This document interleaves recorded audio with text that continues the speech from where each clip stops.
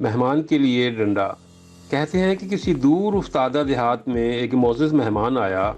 بڑی آؤ بھگت ہوئی، گاؤں کا گاؤں اس کے سامنے بچھا جا رہا تھا۔ کھانے کا وقت آیا تو انواع اقسام کی نعمتیں اس کے سامنے دسترخوان پر لا کر چن دی گئیں۔ ساتھ ہی ایک بڑی سی سینی میں ایک لمبا سا اور موٹا سا ڈنڈا بھی لا کر رکھ دیا گیا۔ مہمان نعمتیں دیکھ کر تو خوش ہوا، مگر ڈنڈا دیکھ کر ڈر گیا۔ سہمے ہوئے لہجے میں پوچھا، آپ لوگ یہ ڈنڈا کس کے لیے لائے ہیں؟ میزبانوں نے کہا، بس یہ ہماری روایت ہے، بزرگوں کے زمانے سے چلی آ رہی ہے۔ مہمان آتا ہے تو اس کے آگے کھانے کے ساتھ ساتھ ڈنڈا بھی رکھ دیتے ہیں۔ مہمان کی تسلی نہ ہوئی، اسے خوف ہوا کہ کہیں یہ تمام ضیافت کھانے کے بعد ڈنڈے سے ضیافت نہ کی جاتی ہو۔ اس نے پھر تفتیش کی، پھر بھی اس کا کچھ تو مقصد ہوگا، کچھ تو استعمال ہوگا۔ آخر صرف مہمان کے آگے ہی ڈنڈا کیوں رکھا جاتا ہے؟ میزبانوں میں سے ایک نے کہا، اے معزز مہمان، ہمیں نہ مقصد معلوم ہے نہ استعمال، بس یہ بزرگوں سے چلی آنے والی ایک رسم ہے، آپ بے خطر کھانا کھائیے۔ مہمان نے دل میں سوچا، بے خطر کیسے کھاؤں؟ خطرہ تو سامنے ہی رکھا ہوا ہے۔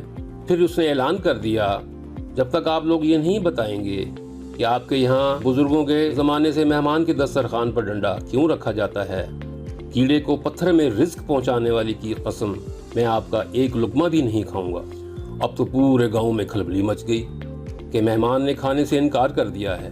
گاؤں کے ایک بزرگ بلائے گئے، انہوں نے سارا ماجرا سنا اور دسترخوان پر رکھا ہوا ڈنڈا دیکھا تو برس پڑے۔ ارے کمبختو، تم نے اتنا بڑا ڈنڈا لا کر رکھ دیا، اسے کم کرو۔ ہمارے بزرگ مہمان کے سامنے اتنا بڑا ڈنڈا نہیں رکھتے تھے۔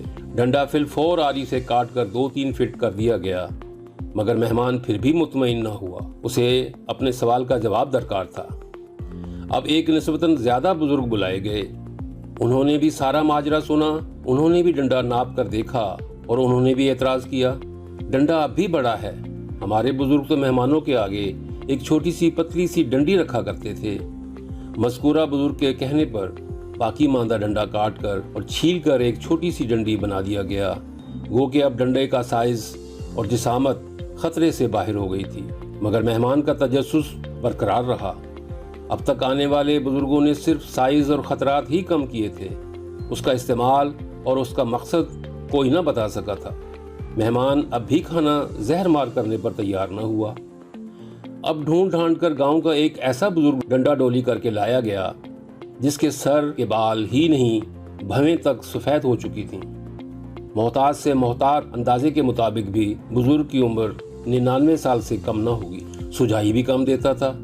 جب انہیں ڈنڈے کی شکل و صورت اور اس کا سائز تفصیل سے بتایا گیا تو وہ بھڑک کر اپنی لاٹھی ڈھونڈنے لگے، چیخ کر بولے، ارے عقل کے اندھو، ہمارے بزرگ مہمان کے سامنے ایک چھوٹی سی پیالی میں ایک ننھا منا سا تنکا رکھا کرتے تھے تاکہ اگر مہمان کے دانتوں کی ریخوں میں گوشت کا کوئی ریزہ پھنس جائے تو وہ خلال کر کے اسے نکال باہر کرے۔